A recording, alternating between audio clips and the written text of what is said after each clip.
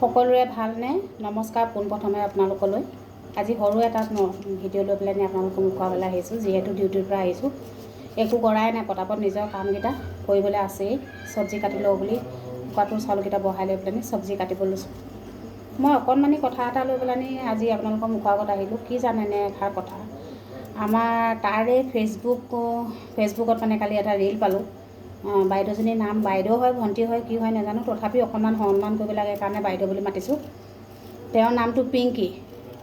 তেওঁ এটা ভিডিঅ' মানে ফেচবুকত আপলোড কৰিছে যে অসমৰ বাহিৰত যিখিনি মানুহ আছে, যেনেকৈ ধৰি লওক হায়দৰাবাদত আছে, কেৰেলাত আছে, তামিলনাডুত আছে, বেংগলৰত আছে, ক'ৰবাত মানে বহুত জেগাত আছে। ধৰি লওক কিছুমান নাম নাজানিব পাৰোঁ, তথাপিতো মই যেনেকৈ বৰ্তমান হায়দৰাবাদত আছোঁ, ঠিক তেনেকৈ বাইদেউজনীয়ে এটা ভিডিঅ' দিছে যে অসমত কাম নাই নেকি, অসমত 20 লাখ মানুহে অসমৰ বাহিৰত যে কাম কৰিবলৈ গৈছে, অসমত কাম নাই নেকি? অসমৰ বাহিৰত গৈ লেট্ৰিন ধুৱে, ঘৰ চাফা কৰে, ঘৰ সাৰে মোচে, কিবা কিবি কৰি পেলাই কাম কৰি খাই আছে, লেবেল মাৰে।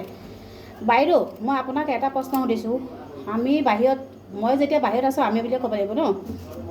আমি বাহিৰত যিখিনি মানুহ আছোঁ, ধুনীয়াকৈ খাইছোঁ, বৈছোঁ, চলিছোঁ, আছোঁ, হয় নাই? আপোনাৰ হিংসা লাগিছে নি? নে আপুনি জ্বলিছে?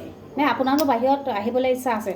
নে আপোনাৰ 66,000 কিবা এটা আপোনাৰ ফলোৱাৰ্ছ ন, সেইখিনি পইচা আপোনাক ফেচবুকে দিয়া নাই নি? আপোনাৰ কিহৰ খজুৱতি উঠিছে বাহিৰা মানুহক এনেকৈ কথা ক'বলৈ? আপুনি ক'ত সাহস পালে এইখিনি কথা ক'বৰ কাৰণে? আপুনি ফেচবুকত ৰীল দিয়ে, কিবা দিয়ে, যি কৰে কৰি থাকক। আপুনি বাহিৰত যিখিনি মানুহ আছে, অসমীয়া মানুহ সিহঁতক গালি পাৰিবলৈ আপোনাৰ অধিকাৰ নাই নহয়। আৰু আপুনি যে কৈছে কি অসমত কাম নাই নি? অসমত কি কাম আছে? কি কাম আছে অসমত?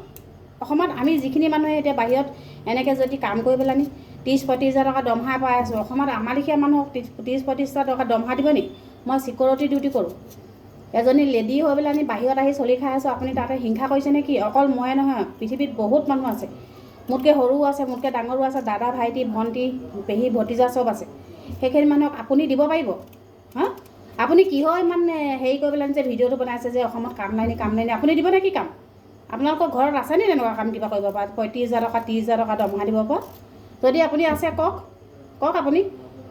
আপুনি কওক, আমি গোটেইখন গুচি যাম নহয়। আপুনি টেনশ্যন কিহৰ কাৰণে লৈছে? আৰু আপুনি লোকৰ মাথা মাৰিব নালাগে নহয়। আপোনাৰ সংসাৰখন কি হৈছে সেইটো নাচাই কিয়? আপোনাৰ সংসাৰখন কি চলিছে, কেনেকৈ খাইছে, কেনেকৈ পিন্ধিছে? আপোনাৰ যদি ল'ৰা ছোৱালী আছে, আপোনাৰ ল'ৰা ছোৱালীক কিয় চাকৰি দিবলৈ ব্যৱস্থা নকৰে? আপোনাকতো 6-7টা ল'ৰা ছোৱালী মাক যেন দেখা পায়।